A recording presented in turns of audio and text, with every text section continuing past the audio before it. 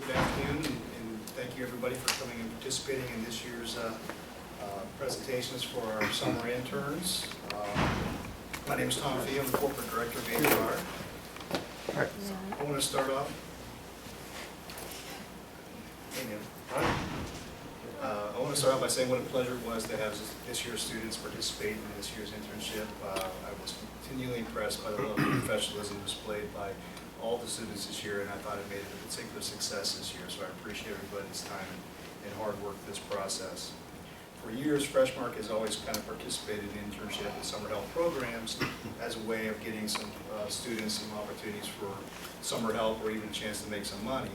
However, the last couple of years, we've been trying to formalize the process a little bit more each time to make it part of actually our recruitment strategy to start bringing on students for future employment. And we've been relatively successful the last couple of years, and members of our marketing department as well as some of our members of procurement and engineering have worked us as interns through the summer and has joined us full time. So through the process, we typically have used college students to fill the summer needs through internships or summer help, but we were fortunate to strike a relationship with Tom Ventrella and the early college program at in Canton, Ohio, to provide us some area high school students as well that could participate. Unfortunately, Tom could not show up today, and we will catch up at some point, letting Tom the opportunity to see the presentations, but we are also taking the opportunity to video it for Tom to see at some point. CAMP is a program that recognizes particularly gifted students, and I'll definitely agree to that part, and it allows them the opportunity to graduate with their high school degree as well as associate's degrees to help them along through their particular career advancement, whether it's professional advancement or college studies. Today, we do have a couple members of the early college program, so what I hope is that you guys, we have Ken Bruner, Tabitha Bruner, and Debbie Myers here today. If you would, take a couple minutes to reintroduce yourselves and explain your role at the early camp program, or the early college program. Okay. Well, I am Ken Bruner. I'm the principal of Early College High School. Been in place for about 4 years there, but been with the program since the beginning as a math teacher before I became principal. When Tom Ventrella approached me about this, I thought this was an excellent opportunity when I first came on board as a principal of Early College High School, and now I'm seeing the results of it not only here, but also some of the other places that we have internships at. So we've grown from having my first year there, probably 4 or 5 internships, all the way through to I think about maybe 15 or 16 of them right now. And we have about an extra 10 or 12 that are employed. So this has been a phenomenal piece for our kids to get this exposure. I think it's great. Hi, I'm Tabitha Bruner. I'm Mr. Bruner's wife, of course, and I work with the CAMP program as the coordinator and advisor for the students. And this past school year was my first year doing this, and it's been so rewarding. And to see the students sitting here today, this is just awesome for me. I've become acquainted with the college students, and it's kind of nice to see them in the realm too. They only see me through email, and she was just saying earlier, but it's a really nice program, and thank you all for letting them have this opportunity. And my name is Debbie Myers, and I'm part of the board of the CAMP program. And the primary purpose of our program is to do career counseling for the students and apprenticeship and mentorship for the students to allow them to have a better opportunity of selecting a career based on different experiences and information that we try to provide to them. And the board comprises of people in different functions, and my area of expertise was in human resources, so that's why I became part of the CAMP program. Thanks. Thank you. Also, I'd like to take the opportunity to have all the Freshmark managers that participated in the program also do the same thing and stand and introduce yourself and explain your role with the company as well. So we'll start with Beth, if you would, please. I'm Beth Sobel, Corporate Accounting Manager. I supervise AP. And Jack worked with me on various AP-related projects. I'm Aaron McCammon. I'm the other corporate accounting manager, and I also worked with Jack, and he'll be telling you we worked a lot on capital projects and expansions around the facility.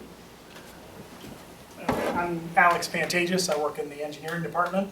And Kayla worked with all of us in the engineering department in both Massillon and the Canton facilities. Isaac Genshaft, also work in the engineering department, and I too work with Kayla and her projects in Canton, Massillon. Hi, I'm Alicia Fuki. I'm Director of Supply Management, and this summer we had 2 interns, Sharday Pitts, who is from the camp program, and Jonathan Jaffe, who is an outside intern. So we're very excited to tell you all about what they've worked on. Hi, I'm Bill Eisel. I'm Director of Technical Services for Freshmark, in charge of food safety for the corporation. And Nathan's worked in the microbiology lab and has done a couple projects and studies in the plants for us. You're in probably home. Yeah, I swabbed the refrigerator a couple times. Rick, you like to say hi, at least introduce yourself? Hi, Rick Foster. I'm the Vice President of Operations, so I get a chance to see a lot of you. As a matter of fact, I've seen all of you in all the facilities and your functions, and been here for 22 years. So this program is taken off for us. So I think we're getting as much out of it as you're getting out of it, and we'll continue to build on this. Nice to have you here. I'll wait. Thank you, everybody. Yesterday I did have a chance to review the material of the presentations, and I think everybody's going to be impressed with the amount of work and what they were able to accomplish over the summer. Though I'd like to take credit for all that good work and the success of the program, the true recognition goes to the students and the mentors for laying out nice job descriptions and putting out scopes of work and then working so hard to complete those tasks. I would be remiss though if I didn't give a special thanks to Chelsea Foster. Matter of fact, Chelsea's worked with us for several summers, and Chelsea is an intern, but Chelsea's previous experience with the company, as well as her own natural ability to kind of lead and help and mentor students, she's been a fantastic help this summer, coordinating not only the programs for camp, but also looking at several different projects in the HR department. So she's been great help, so I really appreciate that. With that said, part of Chelsea's responsibility is putting together all the presentations, so I'm going to let her take the lead right now and introduce the students as well as cover the material for the presentations. Okay, well, I'm Chelsea Foster. I'm also an intern, formerly known as the intern who oversees the other interns. So today, what I kind of provided on each table is a copy of everyone's, that provided one for me, a resume. So you guys have an opportunity to kind of get a better understanding of who these students are and their background. Today what we're going to do is we're going to have each of them give their presentations. It should take no longer than 15 minutes per presentation. We already have the order structured, and also please help yourself to cookies and water, because there's plenty of them back there, so you can help yourself to that. Is that pretty good? And then Neil, did you want to give? Did you want to say something? Okay. Who's first? All right. Well, then we're going to have Megan Montgomery go first. I have a copy of my report of my major project that I did this summer, and I only made 9 copies, so you might have to double up a bit, but.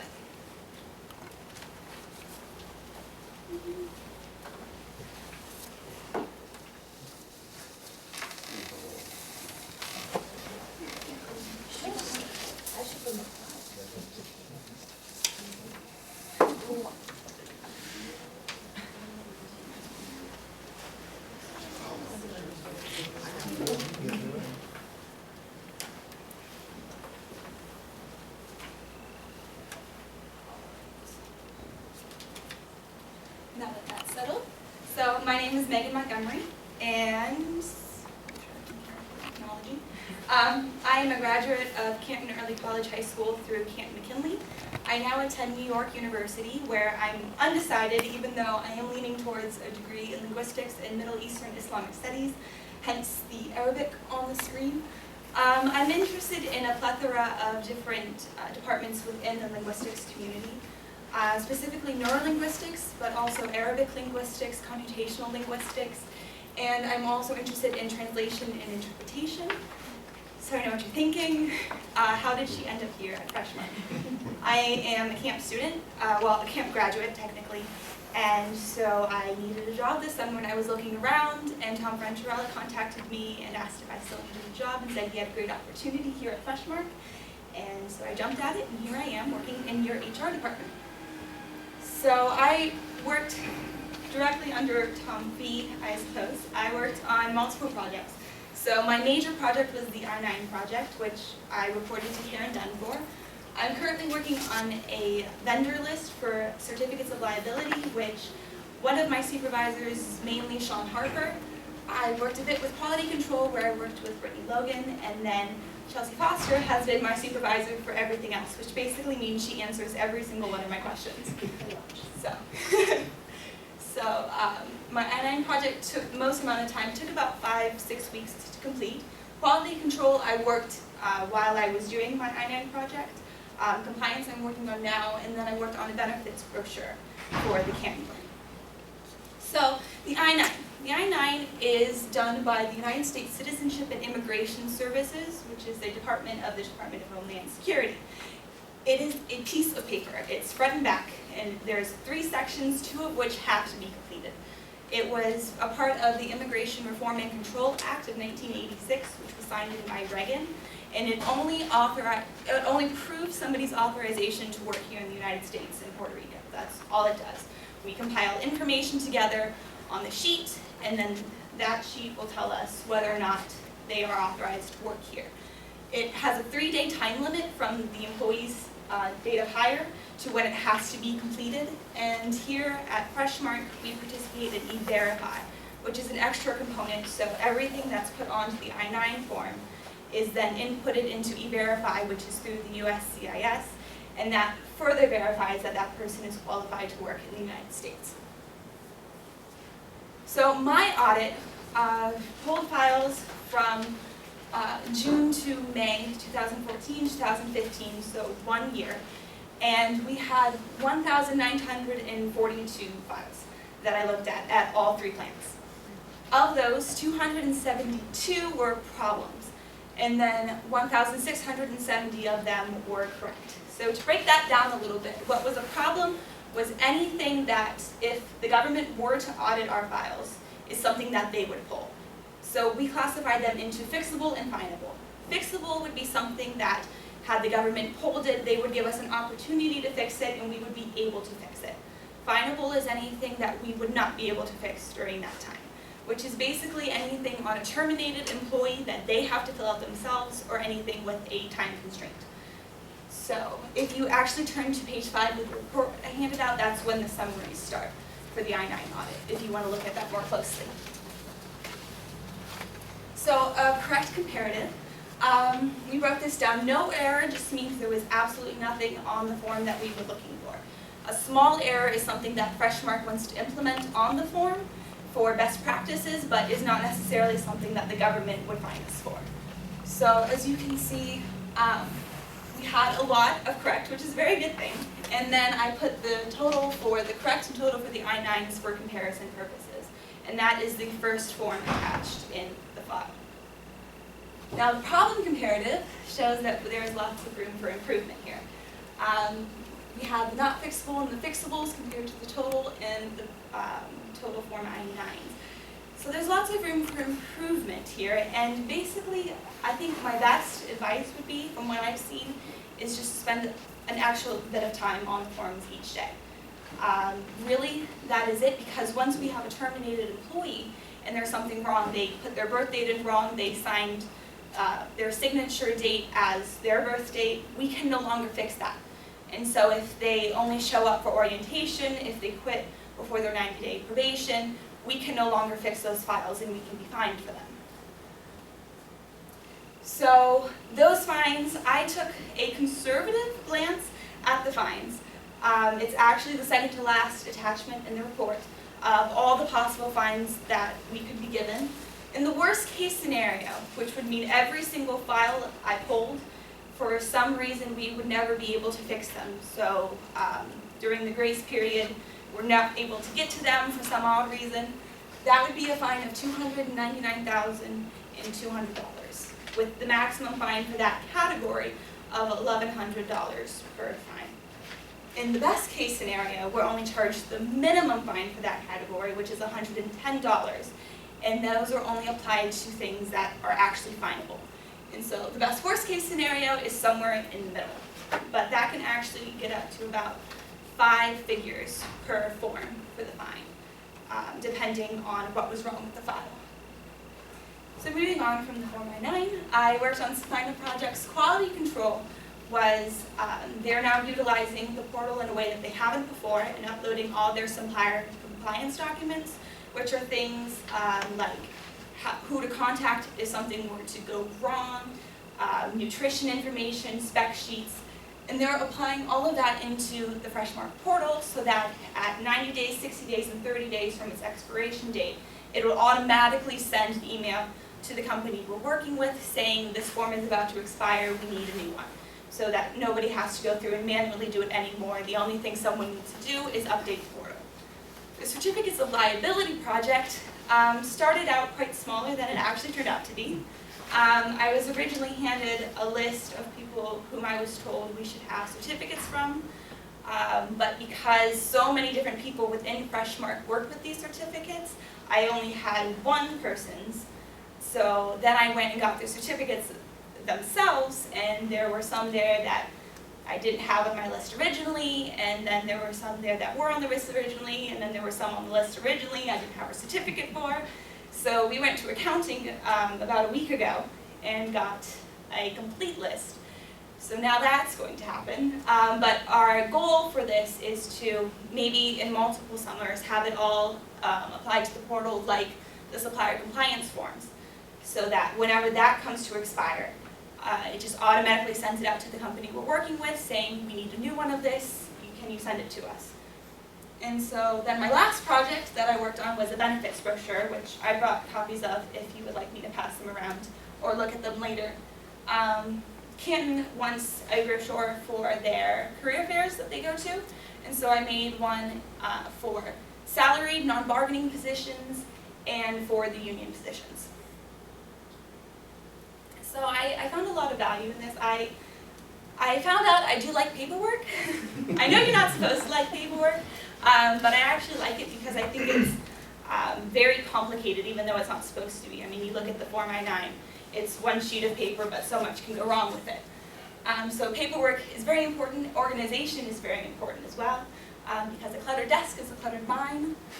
Communication is very important, even the small things, which is something I've always had trouble grasping before working, and as I work I learn it more and more, because every little bit of communication is showing whoever I'm talking to who I am. Impact on future audits, it is my hope and dream that this I-9 audit will become wonderful. I've created a condensed guide which is much smaller than the government manual on how to fill out the Form I-9s. Based on problems I've seen in the plants. I also made a guide for myself or whoever does the audit next year so that they have something to follow from what I've learned from doing it, what I wish I would have done when I was doing it, just so we can see more of the data and use that more efficiently. The big picture, because I like to focus on the smaller things, but in the end, it's the big picture that's going to impact it and is going to make other people care who don't necessarily like people work in the way I do. Human resources, because even though my parents both work in corporate environments, the only time they ever talk about human resources is when there's a problem. So I didn't actually know what human resources did, so now I know at least part of it.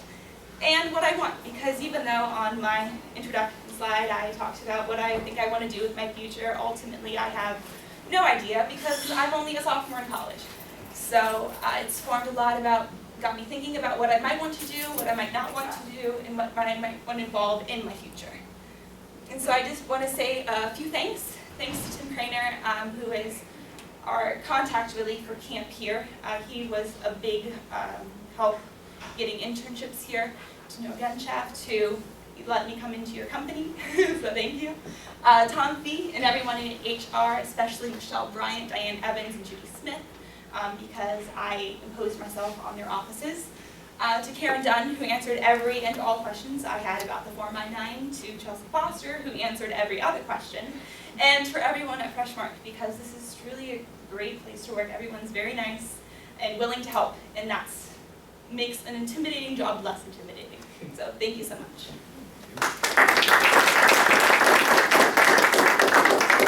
Anyone have questions? What was the most common problem with the I-9? What did you see? Was there a pattern? I went through, and it's actually, I detailed it, if you want to take a look in the beginning of it, but the most common problem was, I broke it up by plant for the most part, because every plant is different. I'm sure you know by visiting the plants, every plant has a different culture. So some of them, a lot of it was something that had to do with how the employee filled out the file. So a wrong date somewhere. That was a major problem. Correctly recording information on Section 2, which was not, that's not a findable problem, that's a fixable problem because our staff can do it. So things like that, small things, technical errors. More paperwork? Is anybody from our staff helping people fill out these forms? Or? The HR departments at each plant, they instruct how to do it. There is an option for a preparer or translator if it's needed. So if somebody cannot write or is illiterate, they go through and fill out the form with them. I know here Sabrina Velasco does it, and in Canton it's now Kenny who does it. So they have the option to go through and do it. It's really a matter of catching something. So, you know, if somebody puts their date of birth as a signature date, which happens more often than you would think, it's not necessarily something you catch on the first time through because there's a date there. And it's only when you're specifically looking for something that you find it. So. Did you see anything egregious? I mean, the blatant, not just error, but something that stood out as not being right?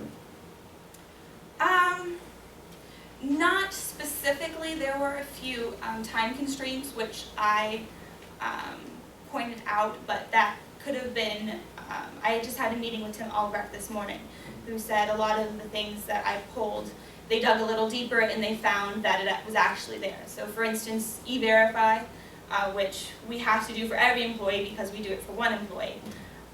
Sometimes the printout would not be in the file, so I pulled it thinking that there was no E-Verify for it, but when they got onto the program and found it was there.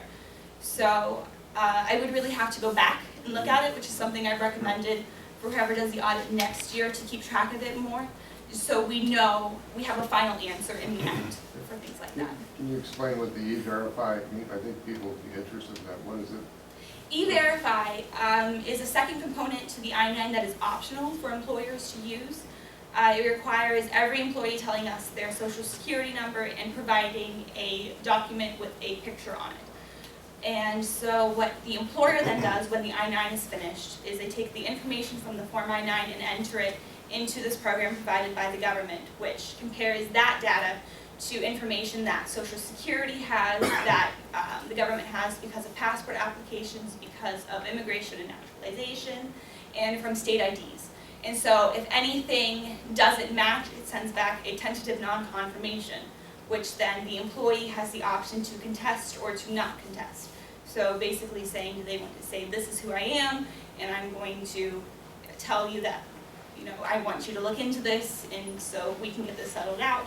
Or they say, you know, maybe this is who I am, but I don't want to go through this bother. So anyone who doesn't pass E-Verify, we do not hire. Because if it comes out with a negative result after you contest, that means that you are not authorized to work here. Of course, that's our goal, is to have people who are legally authorized to work. And everyone on our active files is authorized to work in the United States. Do we audit it just annually? Yes. Should we do it more frequent basis, how many people we're hiring, or? I would Just- suggest, in the very least, to do a monthly check, just to make sure that every section of the Form I-9 is completed. Because if we made mistakes and we caught it, say, a month later, that would take it out of that potentially finable, or is it, once it's a record, it's over?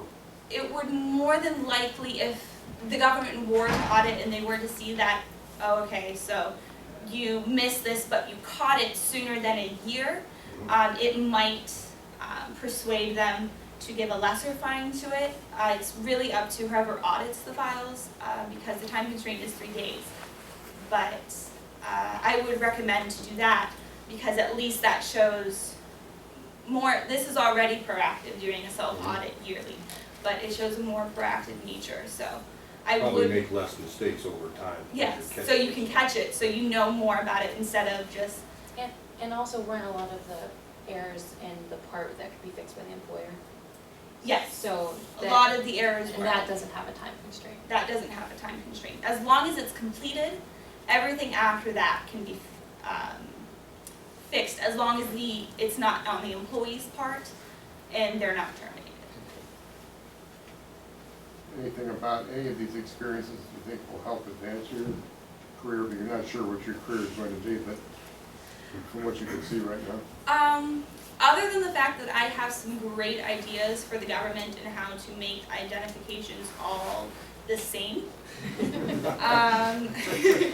I have considered maybe becoming the preparer or translator, because I never really knew, I mean, I knew translation jobs existed obviously, but I never knew how much you really utilize them, especially in a corporate setting. So I have thought about that, and I mean, I never thought about HR before. It's definitely on my radar now. Do you speak other languages than English? I study Arabic, and then I have a high school education in Spanish. So, Good presentation. thank you.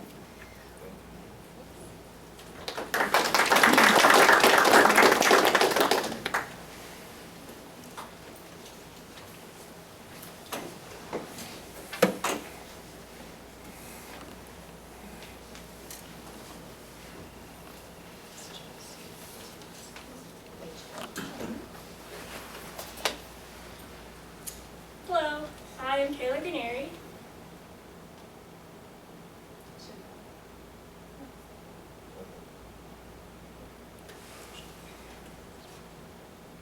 Oh, here, get Grace. She's still Kayla, just 1 second.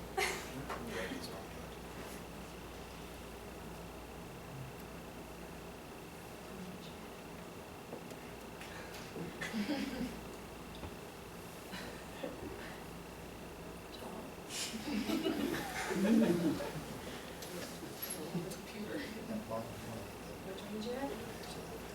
Oh.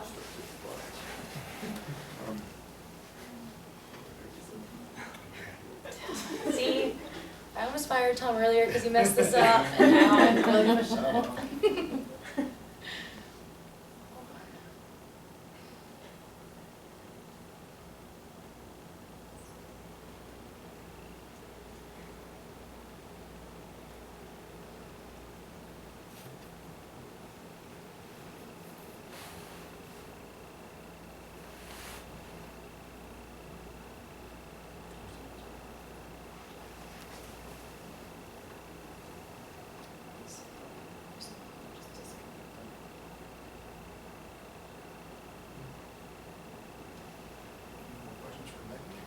Give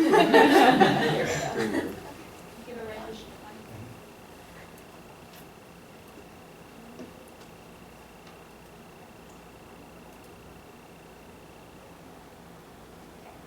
It should work now, it's just the page. There you go. So, hello, I am Taylor Graneri, and I spent the past 8 weeks in the engineering department. I am a graduate from Early College High School. I was inducted into the Young Scholars Program in 6th grade, and through that I'm receiving a full ride scholarship to attend The Ohio State University in 2 weeks, and I will be studying biomolecular engineering with a minor in technology. So a couple of objectives or goals, as you will, for this internship I had was understand project management, get acclimated with plant safety, because safety is a big part in plants, both on the food site and the construction, gain some real-world experience, get more comfortable with communication both over the phone and face-to-face, explore the different aspects to a plant, understand what it is to become a woman in engineering, because there's a stigma, and understand problem solving, because that's what engineering is, problem solving. I started my internship in Massillon, spent a couple weeks here. Then I moved to Canton, and I spent a couple days in Salem at the wastewater treatment facility. So I worked on 3 main projects: new construction, Canton wastewater plant relocation, and the dry sausage expansion, and I completed some other tasks along with tasks underneath all of those. So new construction. The turnstiles for the Massillon guardhouse, Bill Yeager had me research. So research included brands, types, styles, which turnstiles look best, which ones work best, and then coordinated meetings. I met with Boot-Edom, a supplier of turnstiles, and presented the findings to Bill Yeager and Isaac Genshaft. We then collected quotes and made a final decision. The Hayward Easy Lane full glass optical turnstile is the one we went with. It has a card reader, it can detect piggybacking and tailgating. It has two-way traffic, it has a fail-safe operation in case of an emergency. It has a high throughput of 30 people per minute, and is compatible for ADA. Well, those are all important traits that we needed. My next project was snow melt slide rock heating, and this is both for the Canton plant and the Massillon. There are 2 types, glycol and electric. Glycol uses a PEX tubing that runs underneath the concrete, and electric are common mats that also run underneath concrete. The glycol needs a boiler, and the boiler needs housing, and the electric is not. But the glycol is more robust, so it can stand installation, people can step on it, whereas the mats, if you step on it during installation, it could break and you can't fix it. So we chose to go with glycol. And that's what it looks like being installed. And that's what it looks like finished, so you can't even tell it's there. It's just a sidewalk. But in the winter, the snow won't be there. My next project was the Canton Customer Center kitchen layout. Isaac Genshaft and I cut out cardboard placeholders for all the equipment that's going in the kitchen, and then we moved it around trying to see what works best. So this is the old layout. And everything looks great on paper, but everything on paper doesn't always work in real life. So we moved some things around and found a new layout. So we changed these 3 things mainly. We took out the cutout of the wall and made it a straight line, so there's more space. We moved the refrigerators and the freezers and the cabinets because there were 6 shelving units, and that kitchen does not need 6 shelving units worth of storage. And then this table right here, this storefront was curved, but right here is a gallery. So if this was curved and the gallery is there, you won't have enough room to stand and look at it. So this, by cutting this down to a straight line, we created more space for the gallery wall, so then you can walk through it. And that started in May 2015, and the estimated finish date is October, when that will be open. The Canton wastewater plant relocation. I work with Reengineering, a national company that does meat processing companies' wastewater treatment plants. We provide data collection with BOD5, phosphorus, total suspended solids, oil and grease, aluminum sulfate, ferric chloride, and caustic, which are the chemicals used for wastewater, influent versus effluent, and the surcharges. We went through the site topographical layout to account for the different elevations between the lift station and the new plant location. They're designing the force main and the lift station functionality because the lift station is staying about where it's at, but the plant is moving a quarter mile. So it's a slight detail to figure out how we're going to pump a quarter mile to the plant. Along with the wastewater plant comes a pond. There are 2 different ponds, wet and dry. A wet pond holds a permanent pool of water. The dry pond drains after every storm. So a possible location would be on the southwest end of the new wastewater plant. To calculate the pond, you have to calculate the square footage of the roof with a 3/4 inch of rainfall per the EPA. So it only works for the new buildings because the old buildings are grandfathered in. The proposed pond size needed is 94,538 gallons, which is roughly the size of a basketball court if it's 3 foot deep. That's the size pond for the new buildings.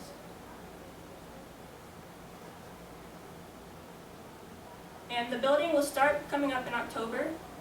The equipment for the new plant should be coming in around spring of 2016. And the pond will come around 2016, 2017 after all the new buildings are constructed. A dry sausage expansion.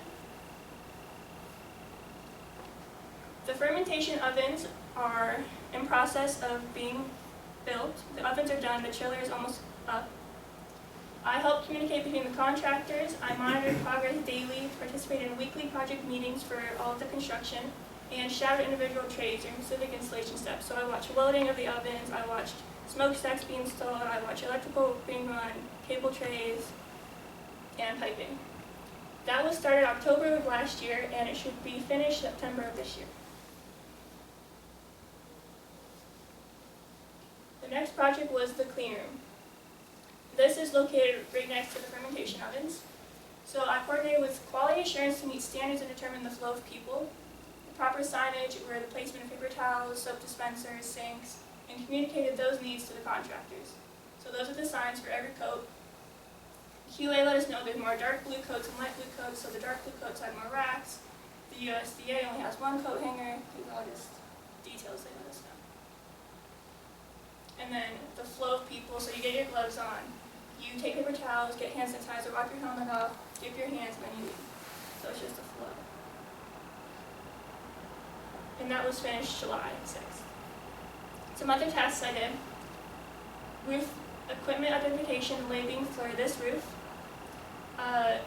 The labels consisted of identification number, the name of the equipment, the horsepower it used, voltage, the switch room which the power source was located in, the amps, and additional information and extra parts. So examples of some things I labeled were supply fans, HVAC units, makeup air units, rooftop units, ventilators, exhaust fans, and so on. And those are just pictures of on the roof. This really doesn't like me. Okay. So, and the reason for doing this is it's regulatory, it's standard, it has to be done. It's also a preventive safety measure and allows for easy finding of equipment and power sources if there's ever an emergency. Last April, there was a fire on the roof of exhaust fan 7 and no one knew where it was, what it was, how to turn it off. So now this helps, and this is what the labels look like. So just basic identification. Here's another example.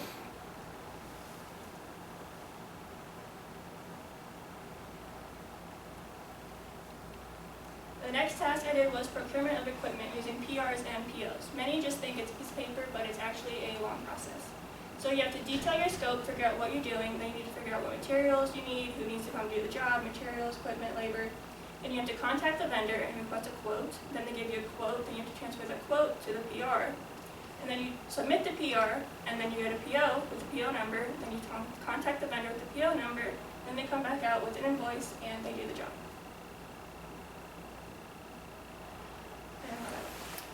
So I learned many skills that apply to college. Problem solving, because engineering is all problem solving along with many projects. Time management, because there is a lot going on all the time. Group thinking, communication, real world experience and knowledge. I learned a lot of Excel that's used heavily in engineering. Research and meeting coordinations. Are there any questions? Is this going to advance what you want to do? Do you think, what exactly is your field of study going to be? Biomolecular engineering. What is that? It's an offset of chemical engineering, so it's with chemicals, but it's also with living organisms. So it could lean toward alternative resources or the cure for cancer, diseases. It can go a multitude of ways. Anything methodology, anything that you're doing here that might be helpful to you ongoing as you see projects implemented? Yeah, the way projects become how they are, the idea of a project, then you have to get approved, and then capital, and then how it's processed, and then how it's completed. So the method should be very similar. Alex, you have any comment? Oh, God. How did she do? Very, very, very well. Really helped out with a lot of areas. So.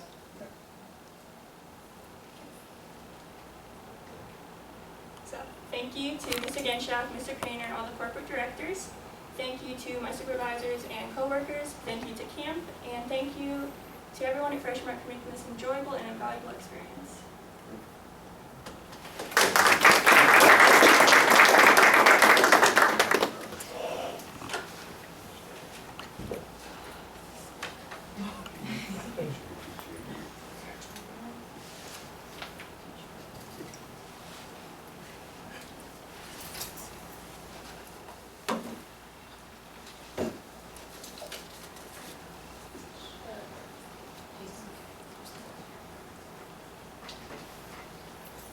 Hi, my name is Charlotte Pitts, and when I first started working at Freshmark, I had no idea what a pallet was.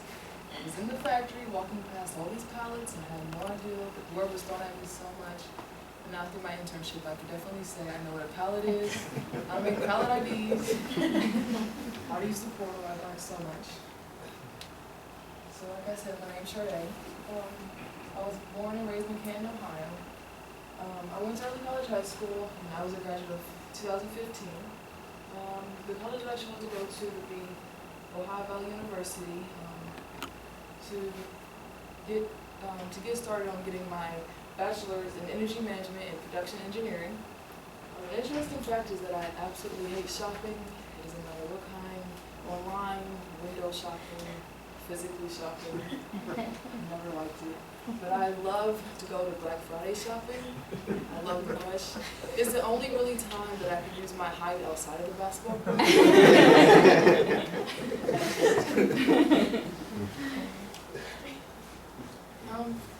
For my internship here, I had the pleasure of working underneath Felicia Pookie, who made me feel so welcome here. Throughout the internship, I had a lot of different projects, but the two key main projects that I had was the electronic database for corrugated specifications and the top 25 SKUs. My greatest delivery back to the company this internship would be the electronic database for corrugated specifications, which usually comes in that huge binder right there, which is only one of all the stuff that I followed into this. It gives the company the ability to locate information on box quickly. There's a lot of communication problems that we have because some people that have the information are constantly in the warehouse and they're not by a phone, so we have to wait, or we're playing phone tag. So this helps us be able to get the information even when we're not even in the office. You no longer have to rely on the paper or lugging that binder around. The greatest personal learning out of that was time management and organization. Although if you walk past my desk, you would definitely not think I was very organized because I spread out so much. I enjoy getting to see my person and get to do everything, but just to see people at work and seeing the professional side and just seeing how purchasing has such an impact on the company, from having to know how many we have of everything, which is so much. So the corrugated specification manual, which is that, I just took that and I just put them onto a shared file. Doesn't sound like I did a lot, but it took a lot of time just to make sure. And I organized them by their product code that we have. I also kind of did one for the films that we use here too. This allows us to be able to see everything faster. This helps us by cutting down on space that we use because we're so limited.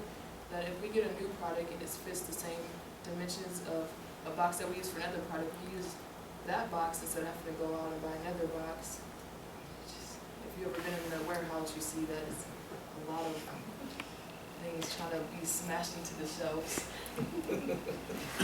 The top 25 items per category was the top 25 items that we supply by their sales tonnage.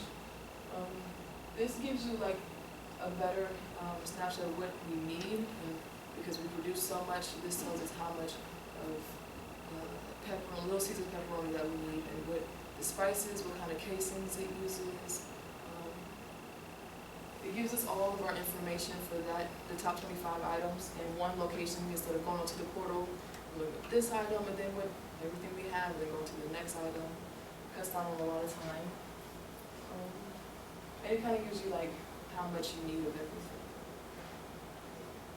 My greatest learning experience would have to be which came from me and John, the intern purchasing.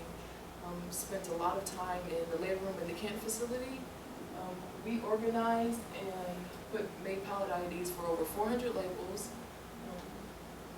Although I played basketball, heavy lifting was never my thing. We really went in there underestimating it. It doesn't seem like too big of a room, but when you start moving things on the shelf, and it's a lot of work. But I appreciate it. It's one of my favorite things. I feel like my baby since I've seen it from the beginning to now. And it kind of, when I go to the store and I see Sugardale label, I'm like, I organized that. The skills I learned was critical thinking. Just how do you want to organize it? Do you want to organize it and make pallet IDs as you go, or organize it then go back through and make pallet IDs? Because what we ultimately did. Time management, because although we worked in the labor room and it took a lot of time, we also had other tasks that we had to complete. Good communication and listening, because you got to be able to talk about how you want to organize it, how much of everything we have, and listening. And if you ask the question, you don't listen, you just kind of wasted both of you because it's time. I would like to thank Alicia for allowing me to work underneath her, the camp staff for giving me the internship, Mr. Tim Craner for allowing me to work here in this company, which was a lot of trust because a lot of stuff. Chelsea Foster for letting me harass her for any questions. Miss Debbie Myers for taking the time and, because I don't like shopping, so taking the time and allowing me to spend her money for clothes to work here, because I don't have, my family is financially struggles time to time, and for her to take the time and buy me clothes made me feel great, and if you feel great, you do great, so I appreciate that. Oh, where's the beach?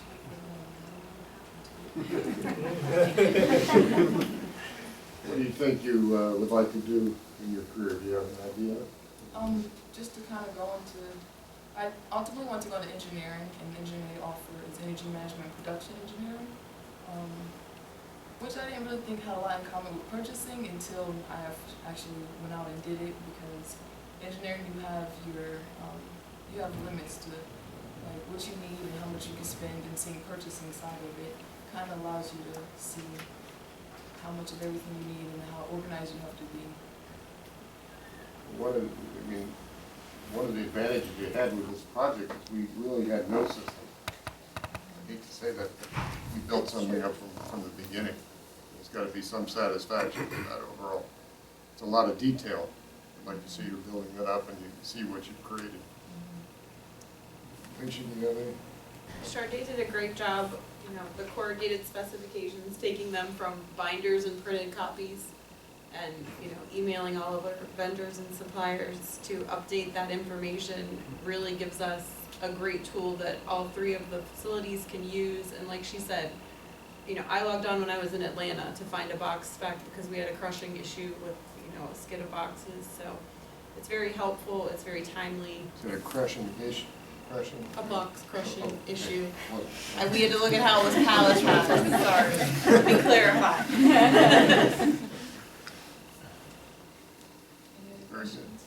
What school are you going to, what college? Ohio Valley University is located in West Virginia. I don't know why they call it Ohio Valley. But that's what they decided. How many students? It's really small, probably like 1,000. Good presentation.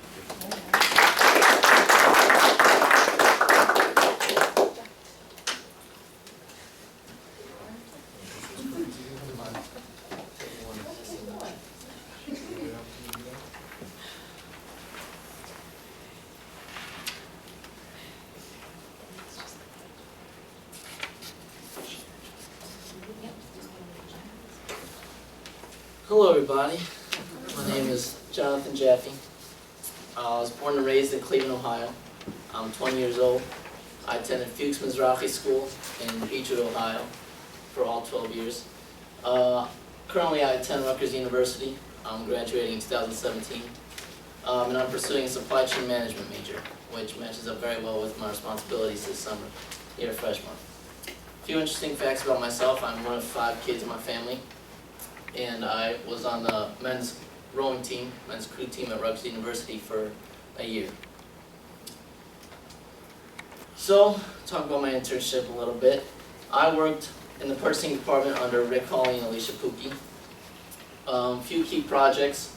Some of the minor ones were the Canton label room, which we discussed earlier, assigning pallet IDs to all the labels in there. And dry storage audits was another minor one, but in the big scheme of things, it is a very important one.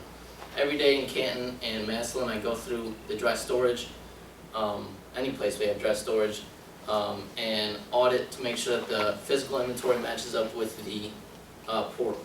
Because there are many times where the people don't scan them out to production when they're used in production, or if they're returned from production, they're not scanned back in. So those were some of the issues which I found. But come end of the month inventory, if you keep up on your audits and you make sure that everything's accurate, you'll get better scores, which we have seen progress over the time. Film waste study and dry sausage supply study, I'll get into a little bit more in the next few slides. What can I give back to Freshmark? I created a model for calculating quarterly waste for dry goods, more specifically films. The films that are used in production, you see them on top of the packages. You know, if you go and open a package of pepperoni, you can never get it open. That is what film is. Model for the dry sausage supplies capacity. So we are in the midst of a huge expansion, as we discussed earlier. So I have a model for creating, or for predicting how many skid spaces we're going to need in the new dry storage area for the dry sausage. It's a tongue twister, I apologize. And then label room renovations that Charday touched upon was, I felt, very important. What did I learn most? I learned, first and foremost, managing people, and people in any process you have is far more important than any technology. You can install any program, any process you want, but in the end of the day, are they following it? Are they listening to what you have to say? And are they executing? So I find that is far more important. Analytical thinking, more specifically the dry sausage capacity. I'm taking numbers from our current tonnage and our current pallet spaces and predicting, putting all numbers together and predicting how many spaces we're going to need. So it's a lot of thinking and analyzing there. Constantly refreshing and rethinking your approach. My waste study, my film waste study, took a few forms. I started out thinking about it as, okay, I'll go and measure each partial roll to find out how many impressions that we have on a partial roll, and then we'll be able to determine how much inventory we have. Well, that's not so feasible, just because come end of the month inventory, when they already spend 4 or 5 plus hours on inventory, for them to go and measure each partial roll, not really worth their time, and it doesn't do us any good. So keep thinking and approaching the projects, which I found very, very unique and important. This is a study of the film waste. So as you see on your first page, that is my model, and in the bottom corner you'll see the results of my model. So let's work down the page. Starting at the top, the first 2 sections are your inventory, your usage based on inventory. So I looked at the portal, how many rolls of film we're taking out of inventory. I used beginning inventory plus purchases minus ending inventory to get my usage. And the bottom number there in the yellow, in that first section, will give you the usage based on measurements from inventory. So how many rolls were taken out of inventory. The bottom section is based on production. So I looked at the portal again. I looked at the daily production spec, how many packages go in each case, and I looked at how many cases were produced each day, and that's how I determined how many impressions were used in production. So if you compare those numbers, how many impressions were taken out of inventory versus how many were actually used, the amount left over will become your waste. So I learned a few things from this. Number 1, my number, which if you look on the bottom right hand corner, 10.97 after the first quarter, about 11%. And then after 2 quarters, the year to date is about 9%. So how does that match up with how costing factors in film waste into their costing of a product. So they factor in about 10% film waste into any product that uses film. So 11%, 9%, give or take 1%, fairly accurate. And I was talking with Keith Blocker and Leslie Miller, and they are very in line about the model. I also realized that studying by the quarter will yield more accurate results.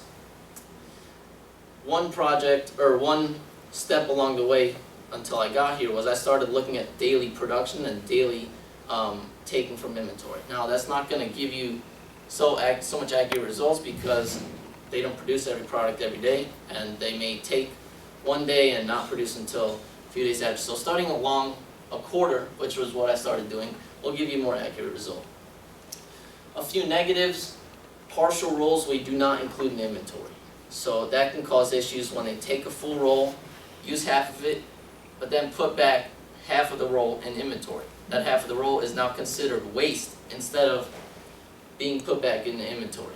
So that's one of the issues. Another issue is if they use a partial roll during production, they technically in our system did not take out a roll because they took out a partial, which is not counted, but they did produce. So you will get inaccurate numbers. So my model is the most accurate it can be without including partials. So now, why? Why study waste? What does that have to do with anything? So, thinking about supply chain, you begin to realize that waste plays a factor in every step of the way. At the beginning, when you're ordering, you want to know how much you're wasting. That way, if you're wasting a lot, you can order more. If you're not wasting so much, you can order less, and it'll last you. That's the beginning of the supply chain. The middle of the supply chain is production. Are they being as efficient as possible in their production, or are they wasting more than needed? And finally, at the end, the costing.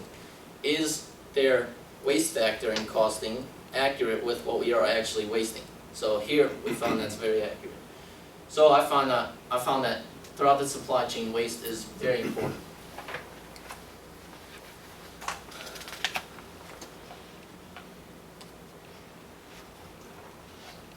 Moving along. Study of dry sausage supplies. Like I mentioned before, my job is to look at how many pallet spaces we're going to need in the new dry storage warehouse for the new production level of dry sausage. So how did I do that? I looked at our top 25 dry sausage products over the first 22 weeks of the year. I looked at their tonnages, I looked at all their supplies. On your first page, you'll look at one example. On your second page, my apologies, you'll see an example of Little Caesars. It goes through all the supplies, it lists all the codes for those. And then I determine all the pallet requirements at the current tonnage. So, how did I do that? If you look up here, my guide to my calculations, I take the 22-week tonnage, divide that by 22 weeks to get a weekly tonnage, and then I divide that by tonnage per case of casing. So how much tonnage of meat, how many pounds of meat can we fit in one case of casing?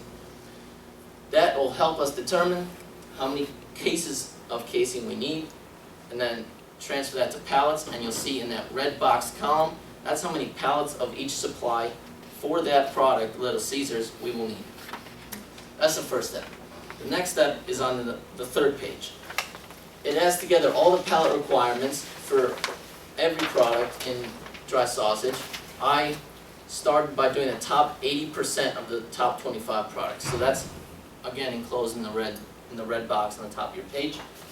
I added all those together to determine how many skid spaces we need. In the bottom right-hand corner, you'll see that our approximate amount of pallet spaces we need is about 90 pallet spaces. Now, that is without taking into account any supplies I measured not in pallets. So if you look on the page, there were some like labels I measured in rolls, I measured in cases. Some of those we don't order in pallets, so that kind of does play a role. We will need space for it, but it's not in pallet. And that is only top 80%, so there will be plenty more.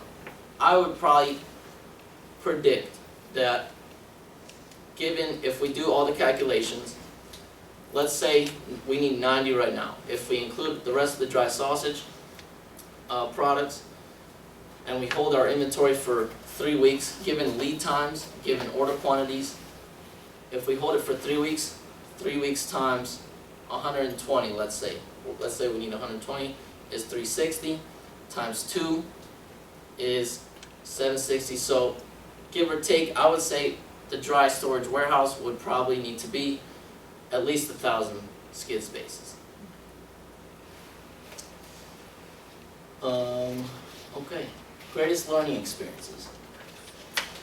Throughout my time here, I had a lot of exposure to a lot of aspects of the company. The first one, watching production. So when I started doing my film waste, I was kind of thinking, all right, what is film, number one? What are impressions? How are impressions used? And how are they wasted? So I went down to pepperoni slicing, and I saw that when they start up, they waste 100 impressions just starting up. Now I brought up with Lee Poludniak about a splicer. Splicers work very well in companies which produce one type of product. Here in our company, since we produce many types of products, it wouldn't work as well. So that's what I benefited from. Sales training was with Brent Patmos, a business developer. And one of the topics which he touched upon was generational evolution. And I find it very important for us interns. He discussed the fact that there are many people in the sales force and in the rest of the company that are older folks, and there are us younger folks, both interns and people who work there. Now, as technology is evolving and as society is evolving, the older folks may not know as much technology as us young folks do, because we are always using technology, always on our phones. So as much as us interns are learning from our supervisors, we and anybody else who has more experience, we need to start teaching the ways of technology and new progression that is happening with how business is done. So I found that very fascinating. Monthly purchasing team meetings and the tour of all plants. So I'll go to tour of all plants first. I got to walk around all the plants. What I found fascinating was Salem is so hands-on. You know, you skin the hams. It's done by human, not a machine. You debone the hams, also done by human. And in these plants, we have machines taking up cases to the next level. We have elevators for cases. So there's so many different cultures within 3 plants, and that's why I found our meetings very important and very interesting. Just how there's always communication going on, always coordination, and also transparency. The audits play a huge role. You know, if my audits show that one plant is not doing as well, everyone should know that so that they can learn from their mistakes. So I found that very beneficial to sit in on. Meetings with managers, supervisors, accountants, and salespeople. Everyone here is so welcoming and willing to help you grow and learn anything, pretty much. Even if it's getting lost in the plant, if they're helping you find your way, which happened quite a few times. So they're always willing to help you grow and learn, you know, more than you're here for, I guess. Lastly, understand and appreciate that your work makes a difference. So I always like to put a goal and put a purpose to what I'm doing. So Charlotte had mentioned the label room. When I first got here, I was put down in the label room, and I was thinking, okay, it's a nice workout, moving rolls of labels. Well, come to think of it, looking back on it, we're a company, we're about to start producing 100 million pounds of dry sausage. Now, we're producing that, but we don't have our labels in an electronic portal system. They're still accounted for inventory by hand. That's kind of an issue. So looking back on it, they are in the system. Every piece of the puzzle, in terms of a huge company like this, has a purpose. So I found that was very, looking back on it, was very important. A few thank yous to Mr. Genshap, Tim Craner, Tom Fee, my supervisors Rick Colleen, Alicia Pookie, Lee Poludniak, Bill Faith and Bernadette Lashley, and finally Deborah Bozart and Chris DeVaria. So thank you. You still going to pursue supply chain management after this, Johnny? What I found from this is that supply chain takes on so much more than it really is. I found that I was talking with Tom and Isaac at the beginning of this. We were saying how supply chain has a very narrow, it used to have a very narrow-minded definition where raw materials to the end customer. Now I'm learning that there is so many different aspects to it. There's, first of all, people play a huge aspect.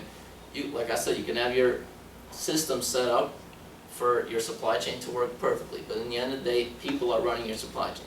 If the people aren't doing what they're supposed to, if they aren't executing, then your supply chain will fail. So I do think that there are many different aspects which I can incorporate into supply chain, so we'll see.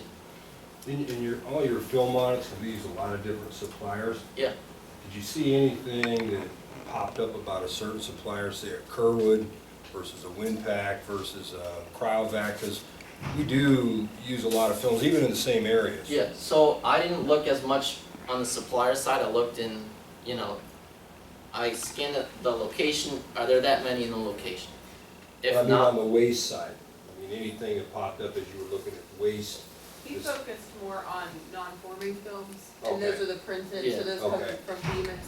That's where he started his focus on this, but that's definitely something we could expand on. yeah, absolutely. It's just a gauge for supplier performance Yeah. against our standards. Correct. Correct. Mitch, any comments? They joke about the label room now, but, honestly, it was an instrumental part of getting, and John did Maslin labels as well, he failed to mention that. He put pallet IDs on all of the labels, and for those of you that aren't familiar, a pallet ID is how we track our dry supplies from the moment it comes in the door through its life cycle at Freshmark. So, from the time we get one label to the time we use up that very last label, it's tracked on the pallet IDs, and without them implementing those on all of our labels, they wouldn't be in our system today. So while it may not have been the most fun project, it was a learning experience. Thank you. Very good.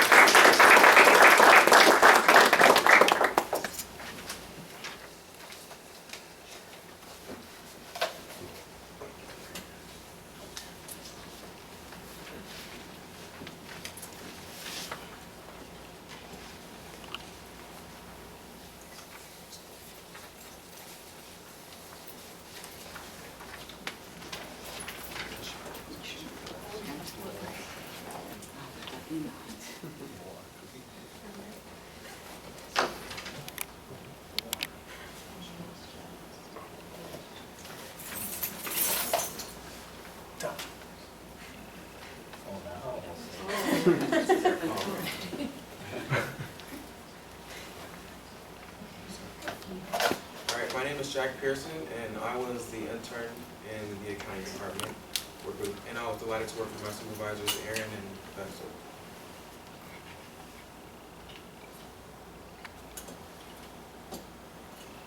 Okay, some background information on me. I am currently going to be a senior at the Early College High School, and I have a full ride scholarship to the Ohio State University through the program that Kayla referred to earlier. And I will be attending the Ohio State University in August 2016. And I'll be majoring in petroleum or chemical engineering. And I'm a part of the CAMP program, as well as the Ohio State Upward Bound, Junior Cast, and the Teen Court program run by the Stark County Job Government Portal.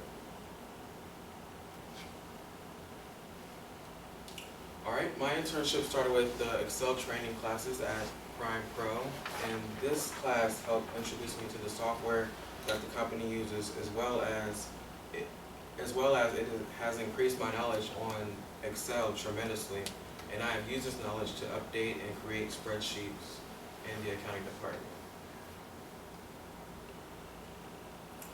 Alright, the electric and utilities project is one of the first projects that I worked on when I started here. This project, I had made spreadsheets and I was comparing the electricity through different electric companies. And if the company used over 45 million kilowatts per hour, it saved the company money. And if it used over 45 million kilowatts, we were able to pay those fees directly to the state for a cheaper rate, and it also helped save the company money as well. Here is the spreadsheet that I currently created, which has the potential savings here to the left. I don't know if you all guys can see that, but it says $48,516. So that is the potential savings that the company has saved just by using over 45 million kilowatts per hour.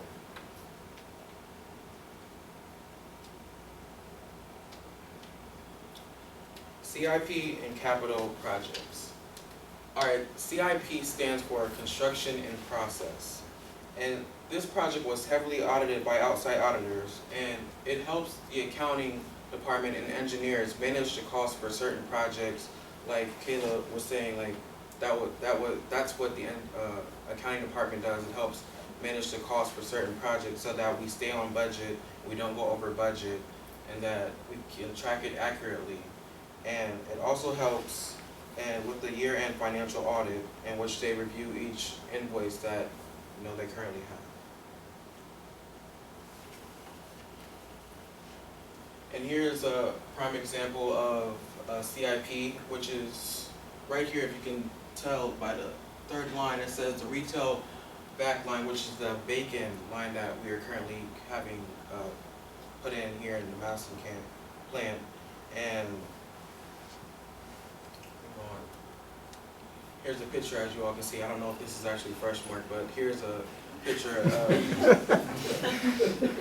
of a capital project becoming a fixed asset, in which the project will be actually in use and in production during this time. That's a nice little wardrobe, like Kayla was saying.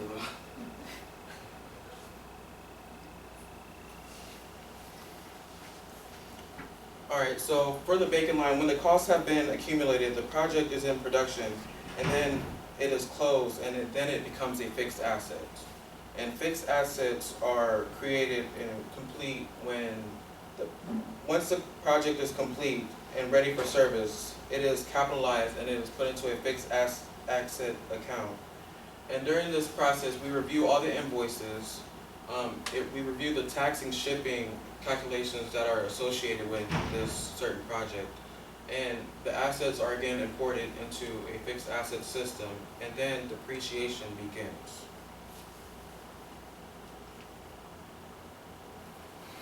Moving on to the next project that I work on, the W9 project. As you all can see, the handout that I passed out, this form includes the vendor ID number and notes what type of business entity it is, so that way we know how to tax that certain vendor or individual for the government. And if you look at box 3 on the sheet that I passed around, you will see the type of like different corporations they could check in order so that they know. We have sent out over 1,500 W-9s, and collecting and organizing these are a major task, which I was a big part of.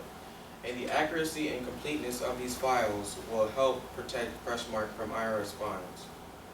And then once these files are reviewed and completed, they are then entered into some software called AX, in which it tracks and helps keep the information up to date.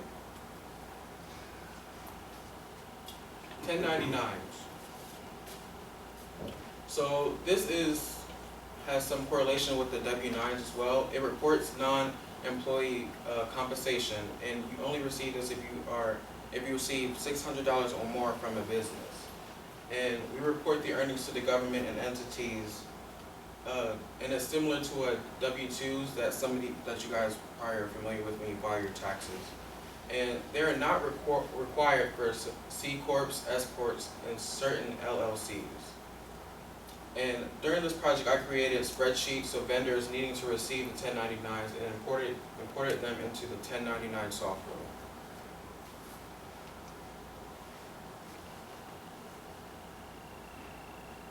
lease expenses. Lease expenses are broken out rent expense by location, and then they are simplified into the state and cities within Ohio. This is information requested by tax consultants, and it's lease, and there were certain criteria is to determine if a company has nexus, which is tax obligation within a city or a state.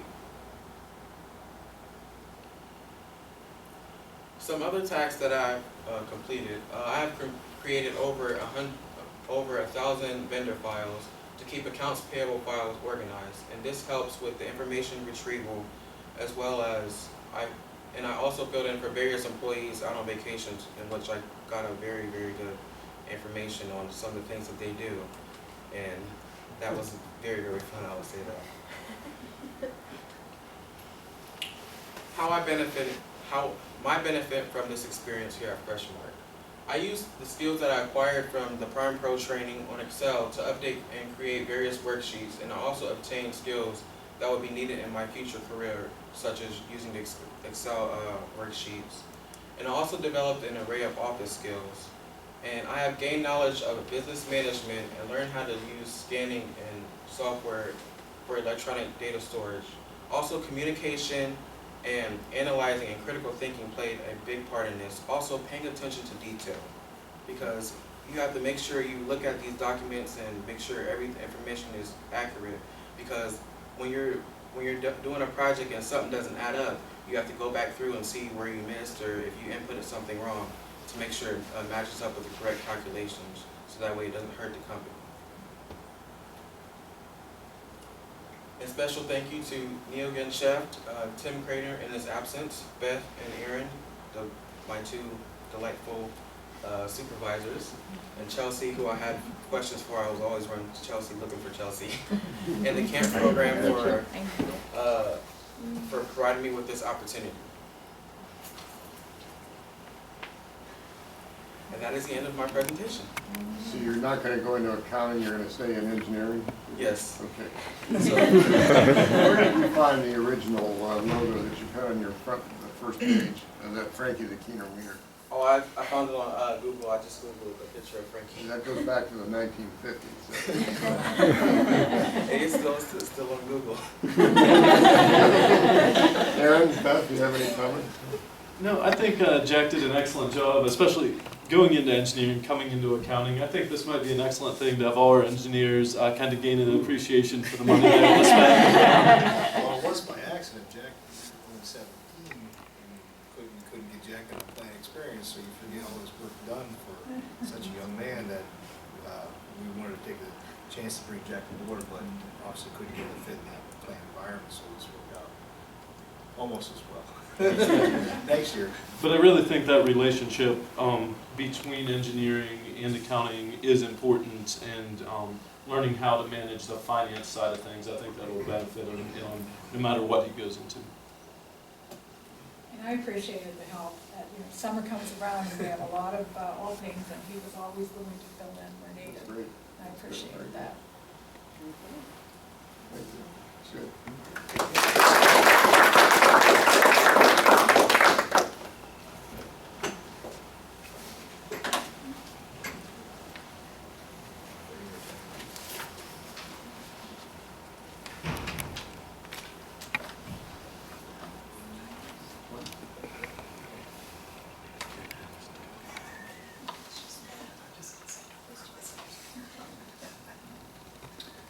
Good afternoon. I am Nathan Eisel, and I was the microlab intern this summer. The lab rat. I am from Salem, Ohio. I went to Salem High School. I graduated 2014. I currently go to The Ohio State University. I'll be a sophomore this fall. I'm majoring in biology and focus in pre-dentistry. My career interest is to do oral and maxillofacial surgery, which is like wisdom tooth, things like that. I have a lot of shadowing and other things to discover still, so that's my main interest right now. An interesting thing, I went to Coastal Carolina down at Myrtle Beach my first semester in marine science, doing ask me how I went from the ocean to teeth.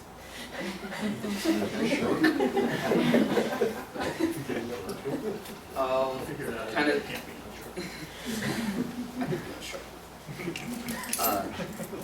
I'll take you through the general review of what we do and then like a routine day in the lab. First, when we get a sample, we log it in, we sort it out, we'll give it a lab number so we can keep track of it throughout its testing, and we'll get it ready to test it. Then we'll prepare all our different types of media that we have for all the different pathogens we test for, like Listeria and Salmonella. The things you see on your left over here are Petri dishes with a type of media called DTA that when we pipette a milliliter of a sample in there and let it sit for 3 days in an incubator, and that DTA has a color indicator so we can count the bacteria 3 days later, and that's called APC. We grade every other various tests we do for all the different products. In the middle here is all the tests we would do for the Taco Bell diced bacon. It's these right here are for E. coli and coliforms. These are for yeast and mold. These are the plates that we would put DTA in, and those are test tubes that we dilute the samples down in so we can be able to see the bacteria on such a small surface. Of course, we have to sanitize the lab, all the counters, the equipment, between doing different samples for different products, so there's no contamination of anything. And at the bottom there's a list of all the things we test for: Listeria, Salmonella, E. coli, O157, coliforms, yeast and mold, staph, and perfringens. This last picture here is testing for Listeria. We put these small little tubes in a machine called a VAX, and in 3 hours it heats them up and tests them, and in 3 hours you can see if it's positive or not. That's only 8 right there, but it's just, I don't have a staph up there or anything, but the O157 look a lot like a pregnancy test. But I don't know what it is. John told me that. Okay, my main project was the boot study. I went into Massillon and Canton plants and swabbed the employees' boots. In Massillon, I did it a few weeks ago with just a regular boot scrubber and a dry bed of the blue crystals. And then just last week, I think it was, I did it with the new scrubber, which has a foot bath also, and also the dry bed. And in Canton, I did it in the Coney department with the boot scrubber. Half of the samples were the boot scrubber and the foot bath, and the other half were just the foot bath. I'm about to say scrubber and foot bath a lot, so it's going to be confusing. Okay, in Massillon, with the boot scrubber, the first boot scrubber a few weeks ago, there was a 58.5% reduction in the amount of bacteria from before they got into the scrubber to after they got out of the scrubber. And then a 95.6% reduction from before the scrubber to after they stepped in the dry crystal bed. And there was no Listeria found at all. Okay, now Massillon with the new scrubber that I just did last week, there's an 82.7% reduction from before they got into the scrubber with the foot bath to after that, and then 99% from before they got into the scrubber to after they got into the crystal bed. And there were 3 cases of Listeria found, but it was all before they got into the scrubber bath, and then I swabbed after they got the swab was negative for Listeria, so it completely wiped it out, and it didn't get into the RT area at all. And in Canton, in the Coney department, there was a 77% reduction from before they got in the scrubber to after they did it, and 84.5% from before they got in the scrubber to after they went through the foot bath, and then 88.5% from just without using the scrubber, just before the foot bath and after it. And there was no Listeria found that either. So the conclusion of this was the new setup in Maslin is better. It's doing a better job at reducing the number of bacteria and getting rid of listeria. So I think that should stay. And also, Canton does a good job of, the foot bath does a good job of getting rid of bacteria. And it validates that we're taking care of our traffic control and not allowing any pathogens where they could affect the products. Okay, benefits of this internship.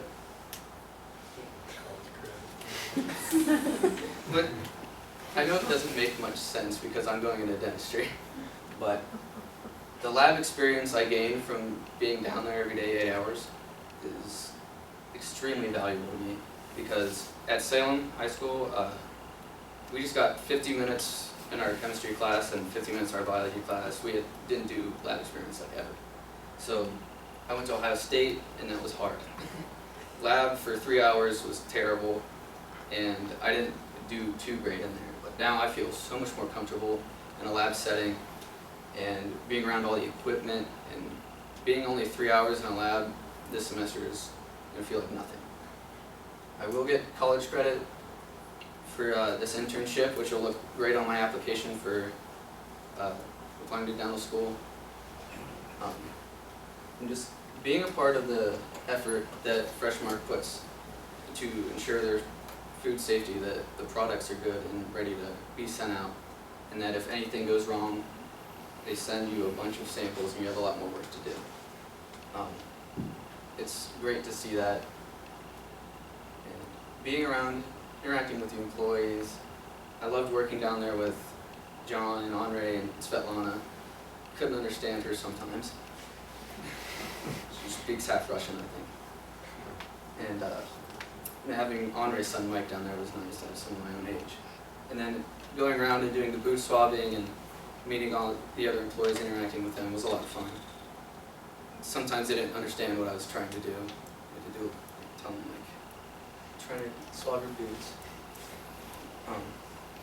And thank you so much for letting me do this. It's helped me more than I thought it would. And it's really allowed me to see the big picture, think critically when I was doing my project. And one last thing I have to say, happy birthday, Dad. He didn't want me to say it. He wouldn't let me put a slide. So, thank you.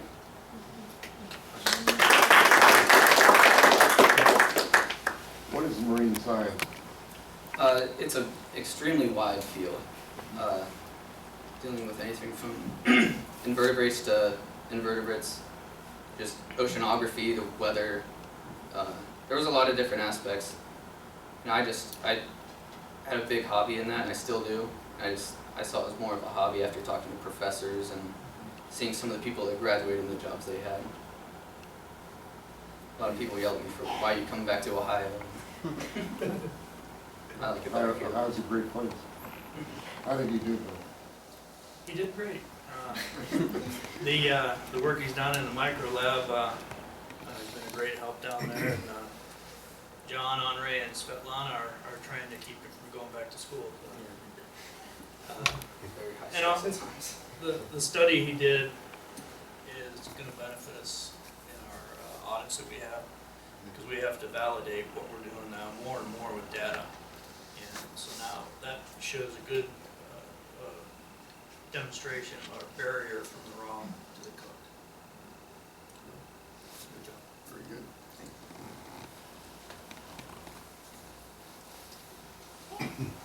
Now it's my turn. Like we mentioned earlier, my name is Chelsea Foster. My role was kind of unique, so I guess I was helping and coordinating the interns that all just presented, but I'm also still an intern here. So for my presentation, we'll go ahead and get started. A little bit of background. I did my bachelor's at Ohio University, and I got it in Bachelor's of Art in Sociology and Pre-Law with a certificate in Law, Justice, and Culture. So I wasn't ready to leave school, and I made the decision to continue my education, and I'm pursuing my master's in public administration currently. And I will have that, I'll graduate with that degree in May 2016. and I'm focusing that around education policy, economic development, and data analysis. Some little bit of graduate involvement of what I do at Ohio University, because I can't just take classes, I have to be involved. I am a graduate assistant. I was awarded that part of my tuition waiver. I work with community engagement. I also serve on Graduate Student Senate. Last year I was the Governmental Affairs Commissioner, and this year I will be serving as the Chief of Staff. I serve on the Ohio University Hearing Board, which is our judicial system, so I get to hear cases from other students and determine an outcome for those situations. I also was appointed by the president of the university to serve on the Administrative Standards and Review Committee, which I actually had an opportunity to implement policy for our code of conduct, as it just changed as of, it will be implemented as of this year. Then I also serve on the Graduate Student Senate Ethics Committee. A little interesting fact, just this June 7th, I participated in my first century bike ride, and I was in partnership with the Leukemia and Lymphoma Society, and the young girl that's in the middle picture is how I got associated with this bike ride, and I had an opportunity to raise $4,100 that went directly to Leukemia and Lymphoma Society to kind of help find a cure for blood cancer. So that was a kind of a highlight of my summer, besides the internship.